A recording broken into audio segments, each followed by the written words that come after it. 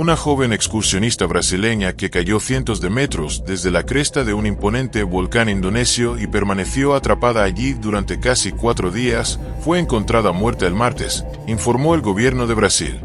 Durante días, millones de personas en Brasil observaron, compartieron publicaciones y rezaron mientras los rescatistas intentaban localizarla. La turista, Juliana Marens, de 26 años, comenzó a ascender el monte Rinjani el sábado. Estaba acompañada por un guía y 5 extranjeros más mientras subía el volcán activo de 3.726 metros en la isla indonesia de Lombok. Luego cayó unos 600 metros, según las autoridades indonesias. No se encontraron signos de vida, dijo Muhammad Syafiee, jefe de la Agencia Nacional de Búsqueda y Rescate de Indonesia. La familia de Marens en Brasil confirmó su fallecimiento. El equipo de rescate indonesio dijo que encontró el cuerpo de Marens junto a un cráter utilizando un dron térmico, tras 4 días de búsquedas intensivas complicadas por un terreno extremadamente difícil y condiciones climáticas adversas. Las condiciones complicadas y la visibilidad limitada retrasaron el proceso de evacuación, explicó Syafiee, ya que el equipo de rescate tuvo que escalar cargando el cuerpo de Marens hasta el campamento base de Sembalun, pero tendría que esperar hasta el miércoles para transportarlo a un hospital policial. El Ministerio de Relaciones Exteriores de Brasil calificó su muerte como una tragedia y dijo que la embajada del país en Yakarta, capital de Indonesia, había coordinado el rescate con las autoridades locales. La odisea de Marens conmovió a su país natal, Brasil, donde millones siguieron los dramáticos esfuerzos de búsqueda y rescate desde que se conoció la noticia de su caída. Las autoridades no informaron cuándo exactamente falleció. Aumentando el revuelo en Brasil por su caso, la embajada brasileña en Yakarta acusó al gobierno indonesio de haber fabricado el rescate de Marens y de haber informado erróneamente a su familia de que había sido localizada y que se le había suministrado comida y agua pocas horas después de su caída.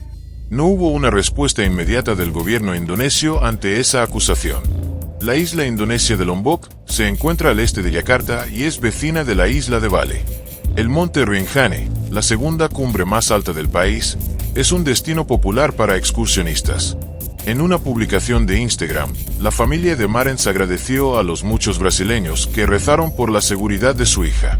Marens, una bailarina que vivía en Niterói, en las afueras de Río de Janeiro, había estado viajando por Asia desde febrero, según dijo su familia. Había visitado Filipinas, Vietnam y Tailandia antes de llegar a Indonesia. Los seres queridos de Juliana Marín anunciaron que fue encontrada muerta tras caer por un acantilado cerca del cráter de un volcán.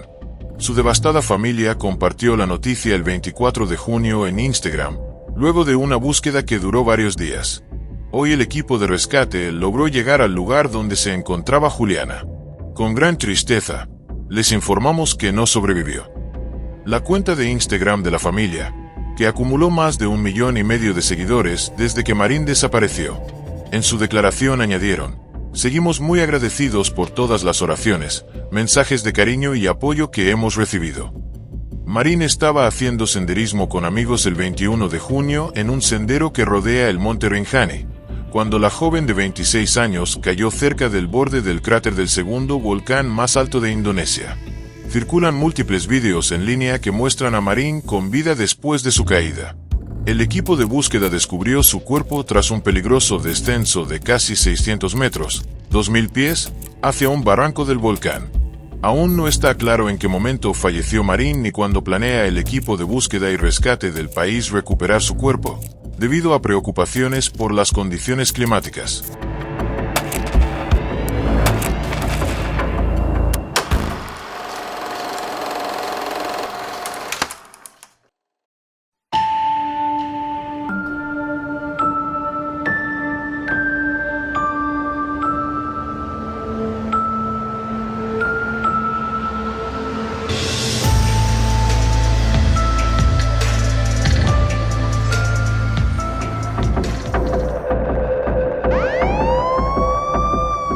En la madrugada de Halloween de 2020, Libby Lewis, de 19 años, fue encontrada desplomada sobre el volante de su automóvil, con un disparo en el cuello. Su trágica muerte sacudió a Hemp Hill, Texas, un pequeño pueblo donde todos se conocen. Su madre, Darcy Bass, Recibió la devastadora noticia a través de la llamada de un amigo antes de que las autoridades siquiera la contactaran. La última vez que vio a su hija, Libby estaba acostada en un ataúd, una realidad que luchaba por aceptar. Libby era una joven brillante con un futuro prometedor, alumna de sobresaliente y recién graduada de la escuela secundaria. Había obtenido una beca y soñaba con convertirse en asistente de médico. Trabajaba como asistente de enfermería certificada en un hogar de ancianos local, donde era querida tanto por los residentes como por sus colegas. Sus amigos la describían como una persona madura para su edad, atraída por la estabilidad y la responsabilidad. Quizás por eso se enamoró de Matthew Edgar, de 23 años. Sin embargo, Matthew estaba lejos de ser estable. Cuando se conocieron, estaba casado con Montana Boukel, la madre de sus 2 hijos pequeños. Su relación comenzó en secreto, con Matthew advirtiendo a Libby que no le dijera a nadie que se estaban enviando mensajes. Fue breve, y Libby terminó la relación rápidamente, negándose a ser una destruyehogares. Pero Matthew no estaba listo para dejarla ir. Meses después, le confesó a Libby su infelicidad en su matrimonio. Ella se resistió, pero poco después, Matthew dejó oficialmente a Montana, se mudó y volvió a centrar su atención en Libby. Con solo 18 años, Libby se encontró en una relación complicada con un hombre que equilibraba la paternidad y un divorcio. Las tensiones entre Libby y Montana aumentaron, pero luego, inesperadamente, Montana se hizo su amiga. Sus amigos sospechaban que tenía motivos ocultos, tal vez celos o manipulación. Lo que siguió fue un triángulo amoroso enredado y tóxico. Con el tiempo, el comportamiento de Matthew se volvió más alarmante. Sus amigos recuerdan que era controlador, emocionalmente inestable y físicamente abusivo, especialmente cuando bebía. Libby confiaba en sus seres queridos a través de mensajes de texto, describiendo cómo la lastimaba. «No sé por qué sigues poniéndome las manos encima», escribió. «Me duele el cuerpo hoy». Le envió una foto inquietante a su prima, mostrando su nariz ensangrentada, evidencia de uno de los arrebatos violentos de Matthew. A pesar del abuso, Libby se quedó. Incluso se mudó con Matthew en el verano de 2020, ayudando a criar a sus hijos y redecorando sus habitaciones. Pero la relación era turbulenta. En octubre, descubrió que Matthew la estaba engañando, con Montana. Para colmo, en su propio cumpleaños. Matthew le envió un mensaje de texto a Montana diciendo: «No engañé a Libby con varias mujeres, solo contigo». Descorazonada y agotada, Libby finalmente terminó la relación. Sabía que merecía algo mejor, pero en un pueblo tan pequeño como Hemp Hill, seguir adelante no era fácil. Entonces llegó la noche de Halloween. De alguna manera, Libby y Matthew terminaron juntos una vez más, al costado de una carretera oscura. Horas después, ella estaba muerta, y Matthew estaba en una cama de hospital, con sangre en la cara pero sin heridas. Afirmó que no recordaba lo que había sucedido, pero los investigadores no estaban convencidos. La verdad estaba a punto de revelarse. Matthew Edgar afirmó que se desmayó y no recordaba cómo terminó cerca del automóvil de Libby Lewis, donde la encontraron muerta. Dijo que la última vez que la vio fue en una fiesta en la casa de Bobby Owsen antes de irse a casa. Los investigadores encontraron sangre en Matthew y tomaron su ropa como evidencia. Fue arrestado por homicidio sin oponer resistencia. Con 90 días para asegurar una acusación formal, los investigadores recurrieron a los Texas Rangers para reconstruir los hechos. Algunos, como Sean Dunn, un exdiputado y amigo de Matthew, insistieron en su inocencia. Matthew y su madre sugirieron que otra persona, posiblemente su exesposa Montana, era la responsable. Libby había terminado recientemente con Matthew, y en la fiesta, ella y Montana lo ignoraron mientras él bebía mucho y se agitaba. Testigos dijeron que parecía enojado a medida que avanzaba la noche. Aunque Matthew afirmó haber regresado a casa, Montana luego dijo a los investigadores que él volvió a la fiesta, preparando el escenario para esa fatídica noche. Matthew Edgar se enfureció cuando escuchó que Libby planeaba quedarse a dormir en la casa de Bobby Owsen. Testigos, incluida su exesposa Montana Boukel, dijeron que reaccionó violentamente, intentando estrangularla, pateando puertas de autos y gritando: «Los voy a matar a todos». Montana y Libby se fueron en autos separados, pero Matthew más tarde alcanzó a Montana y la atacó de nuevo. Esa noche, Montana intercambió mensajes con Matthew, quien la acusó de ser cómplice en la decisión de Libby. Sus mensajes se intensificaron, advirtiéndole: «Voy a quitarte la vida, y la de él, marca mis palabras». A las 3:22 de la madrugada, le envió otro mensaje: «Me voy, mejor ven por tus hijos». Los investigadores creen que en ese momento él condujo, armado, en busca de Libby. Minutos después, Matthew le escribió a Montana: «Estoy en casa. Tengo las llaves de Libby y su teléfono». Cuando ella le preguntó dónde estaba Libby, él respondió: «Muerta». Montana no llamó al 911, alegando después que no le creyó. La evidencia muestra que Matthew regresó más tarde a la escena del crimen en la camioneta de su primo, aunque su motivo sigue sin estar claro. Los investigadores también cuestionaron si Montana ayudó a encubrir el crimen.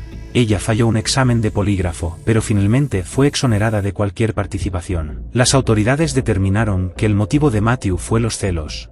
Debido a los retrasos en los tribunales por la pandemia de COVID-19, fue liberado bajo fianza antes de la acusación, un desenlace que dejó atónitos a los seres queridos de Libby. Meses después de su liberación, Matthew Edgar entró en una tienda de conveniencia, donde se encontró cara a cara con Darcy Bass, la madre de Libby. Ella lo atacó, gritándole: «Tú mataste a mi hija». Matthew presentó cargos contra ella, pero luego fueron retirados. El 16 de marzo de 2021, 4 meses y medio después de su arresto, un gran jurado acusó formalmente a Matthew del asesinato de Libby. A medida que se acercaba su juicio en enero de 2022, Darcy creía que las pruebas, sus mensajes amenazantes, su presencia en la escena del crimen y la posesión del arma homicida demostrarían su culpabilidad. Una pieza clave de evidencia fue una diminuta mancha de sangre de Libby encontrada en los pantalones de Matthew, pero su abogado defensor, Rob Hughes, argumentó que podría haberse transferido de otras maneras. También señaló que la sangre en el rostro de Matthew no pertenecía ni a él ni a Libby, y que las pruebas de ADN sugerían que otras personas podrían haber estado presentes en la escena del crimen. Sin embargo, el mayor desafío para la defensa fueron los mensajes de texto incriminatorios de Matthew, incluyendo: «Ella está muerta» y «Tengo las llaves y el teléfono de Libby». Su teléfono fue encontrado más tarde en la camioneta de Matthew,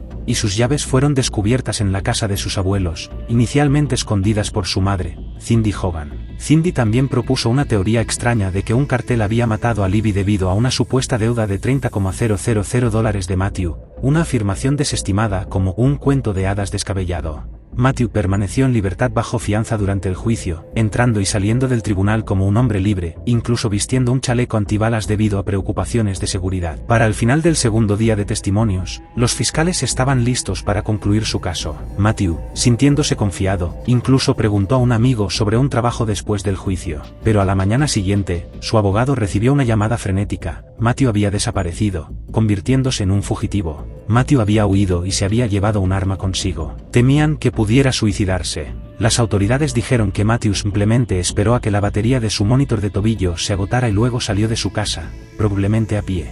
Mientras tanto, el juicio de Matthew continuó sin él. Ese mismo día, el abogado defensor Rob Hughes comenzó a presentar su caso. El jurado no fue informado de que Matthew había huido, pero debieron haberlo sospechado. Así que un caso que ya era muy difícil para la defensa se volvió, usaré la palabra, imposible. No ayudó en absoluto, eso seguro. Nadie se sorprendió cuando, después de deliberar durante aproximadamente 1 hora y media, el jurado declaró a Matthew Edgar culpable de asesinato. Pero él seguía prófugo, representando una amenaza armada tanto para sí mismo como para la comunidad. Fue un tiempo aterrador, porque él sabía dónde vivía todo el mundo. Darcy dice que sentía que nadie estaba buscando realmente a Matthew, así que se convirtió en una madre en una misión y colgó este cartel casero de «Se busca» por toda la ciudad. Pero no estaba sola. J.P. McDonough fue acompañado por Jeff Coulter, un ayudante especial del servicio de alguaciles de los EU en el Distrito Este, y juntos iniciaron la cacería de Matthew. El coche de Libby estaba justo aquí, antes del cartel. Este es el lugar exacto donde la joven de 19 años Libby Lewis fue asesinada, ahora un monumento cuidadosamente mantenido por su madre, Darcy. También es un lugar donde Darcy está convencida de que Matthew Edgar regresó después de convertirse en fugitivo. Darcy también escuchó rumores de que la madre de Matthew había sido vista comprando en grandes cantidades los cigarrillos y el licor favoritos de su hijo. ¿A dónde se los estaba llevando? Una semana después de que Matthew escapara de la ley, Jeff Coulter, un ayudante especial del servicio de alguaciles de EU, fue llamado para hacerse cargo de la cacería humana. Coulter dice que trabajó discretamente durante casi un año con la oficina del sheriff y otras agencias policiales de todo el país, siguiendo cada pista que surgía. Entonces llegó un aviso de que Matthew podría estar a la vista, a solo unos metros de la propiedad de sus abuelos. En esta casa. La casa, que pertenecía a un amigo de la familia, estaba rodeada de bosques. Así que Coulter recurrió a 2 guardabosques del Departamento de Parques y Vida Silvestre de Texas. Mientras Coulter dirigía a un equipo de 3 hombres a través del bosque, J.P. McDonough y sus ayudantes se encontraban en el lado opuesto de la casa, cerca de la entrada, pero fuera de la vista en sus vehículos. Si Coulter y sus hombres lograban identificar a Matthew, finalmente lo tendrían acorralado. Entramos alrededor de las 4:30 de la tarde. Sabíamos que oscurecería alrededor de las 5:30. Nos acercamos a unos 100 metros de la casa y escuchamos ladridos. Resultó que tenían un Rottweiler bastante grande en el patio trasero. Estuvimos allí durante aproximadamente una hora. Podíamos escuchar voces, una voz femenina, una voz masculina, pero el follaje era tan denso que no podíamos ver nada. Luego nos atrapó una tormenta violenta. Rayos, truenos y lluvia torrencial. Fue miserable, pero resultó ser una bendición disfrazada. El ruido cubrió nuestros movimientos. Estaban a solo 30 metros de la casa cuando llegó una segunda tormenta, pero rendirse no era una opción. Habían pasado 11 meses y 2 días. Esto tenía que terminar esa noche. Empapados y exhaustos, Coulter y su equipo podían escuchar voces en el porche trasero de la casa, pero no podían ver rostros. Hasta alrededor de las 8 de la tarde, cuando un hombre bajó del porche, caminó hacia un lado de la casa y se quedó ahí. Uno de los hombres de Coulter lo reconoció de inmediato como Matthew Edgar. Dijo, está aquí, lo tengo a la vista. Nos llegó la confirmación de que lo habían identificado. Condujimos hasta la entrada. Atrás, atrás. Vigilen el frente. Nos movemos. Están dentro de la casa. Una vez que vimos las luces, fueron 30 metros de carrera a toda velocidad, los 4. Doblamos la esquina y comenzamos a gritar. Policía, oficina del sheriff. ¿Alguien afuera? Salgan con las manos en alto. Él me dijo, hola, JP. Y yo le respondí, hola, Matthew. Luego me preguntó, ¿aún no has probado mi inocencia? Y le dije, no lo he hecho.